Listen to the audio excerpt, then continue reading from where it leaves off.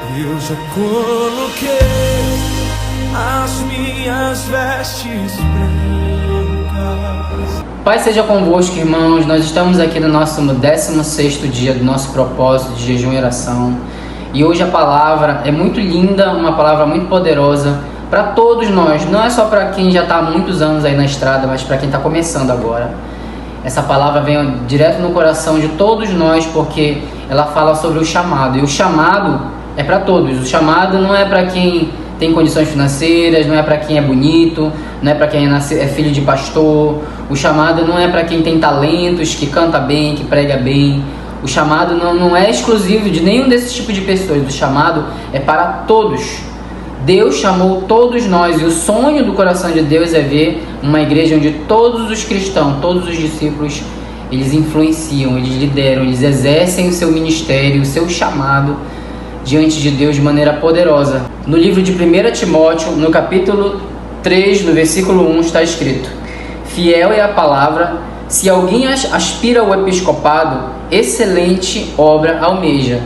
Mas eu te pergunto, pergunto para todos nós, o que o mundo tem ensinado sobre o que é uma excelente obra, Às vezes até dentro da igreja a gente tem aprendido assim, que excelente obra é fazer um curso superior, é passar em direito, é fazer direito na federal, fazer medicina. Excelente obra é você passar num concurso público. Excelente obra é você alcançar um casamento feliz com uma pessoa que você ama. Excelente obra é você conseguir construir um patrimônio, casa própria, carro, e fazer viagens pelo mundo todo, É isso que a gente tem, na verdade, no nosso coração, na nossa visão, como uma excelente obra, E, irmãos, eu digo assim, não tem nada de errado com nenhuma dessas coisas que eu acabei de falar. Todas elas, na verdade, a Bíblia ensina que o melhor da terra é para os filhos de Deus, que Deus preparou o melhor dessa terra para nós, então não tem nada de errado. Mas aqui esse versículo lá em 1 Timóteo 3:1 vem confrontar, o que é excelente obra. Se você aspira, o episcopado, o que é o episcopado? É trabalhar na igreja, é o ministério. Não é só a questão de ser pastor, de uma igreja, mas é você desenvolver um ministério, servir na obra de Deus, numa posição de liderança, não somente num cargo de líder, mas às vezes você sendo um evangelista, alguém que influencia vidas, que discipula, que cuida de vidas, E é isso que 1 Timóteo está dizendo aqui, que essa é a excelente obra para Deus, que eu preciso aspirar. O episcopado, a liderança, um compromisso profundo com a vontade de Deus. É isso que é excelente, Mas onde que está o contraponto nessas ideias, de tudo que eu acabei de falar no começo, e você desejar, almejar uma liderança, um compromisso mais profundo, uma intimidade maior com Deus? Irmãos, nós temos transformado essas coisas todas as bênçãos que Deus às vezes tem nos dado todos os dias, tem nos cercado de bênçãos, e nós temos deixado com que elas se tornem uma caverna, onde nós nos escondemos do chamado de Deus. E de repente aquele que casou já não pode mais servir ao Senhor com tanta excelência, porque ele precisa cuidar do casamento, porque a mulher isso, porque o filho aquilo, e o cansaço e a vida. De repente aquele que passou no concurso já não pode mais vir para a igreja porque está ocupado demais no trabalho. De repente aquele que começou a ganhar mais dinheiro não pode estar servindo a Deus, não pode estar cuidando de pessoas porque está ocupado demais e ganhando cada vez mais dinheiro.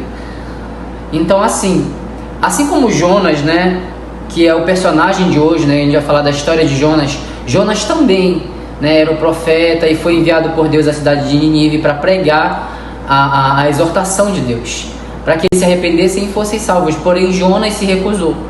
Jonas havia perdido a sua essência. Ele fugiu de Deus, fugiu da vontade de Deus, e Deus de várias formas o alcançou, o exortou para que ele voltasse ao caminho, porque Jonas havia perdido a compaixão. Jonas não se importa. O chamado dele era salvar, e ele não estava mais preocupado em salvar aquelas pessoas. Ele queria que a maldição de Deus se cumprisse sobre aquelas vidas. Ele havia perdido a sua essência. Jonas estava fugindo da vontade de Deus. E assim como ele, muitos de nós também vivemos essa doença, que é a fuga, a negação do seu chamado. Irmãos, e por que eu comecei falando de tantas bênçãos, Eu não quero que você entenda de maneira errada. Não tem nada de ruim naquilo que eu falei. Mas eu quero te dizer uma coisa, o nosso chamado, o chamado de Deus para você é maior do que a própria vida. Porque eu te digo uma coisa, de que adianta a Bíblia nos ensina de que você ganhar o mundo inteiro e perder a sua alma? Você ter sucesso em tantas coisas e você desprezar o chamado de Deus. Eu quero te dizer que assim como Jonas aprendeu uma lição, Jonas foi engolido por um grande peixe, Jonas viveu uma situação milagrosa de ser sustentado por Deus, com os frutos de uma planta, e aquela planta veio a morrer, e tudo ele se revoltava contra Deus, até que ele entendeu que o que ele precisava era voltar para a essência, voltar para o chamado de Deus, voltar à obediência, voltar a concordar com o propósito de Deus para a vida dele, e ele pôde continuar, prosseguir com Deus, Assim nós também precisamos voltar à nossa essência. Não permita que nada dessas coisas maravilhosas que Deus tem colocado na sua vida se torne uma desculpa para você negar o seu chamado. Não aceite. Se você se vê numa situação onde o seu trabalho, o seu casamento, a sua família, as coisas boas que Deus tem te dado, por causa disso eu não posso mais servir ao Senhor, não posso mais cuidar de pessoas, não aceite, porque você está fugindo do seu chamado. O chamado é maior que a própria vida. De que me vale viver essa vida com tantas conquistas e ter a vida inteira fugido da vontade de Deus?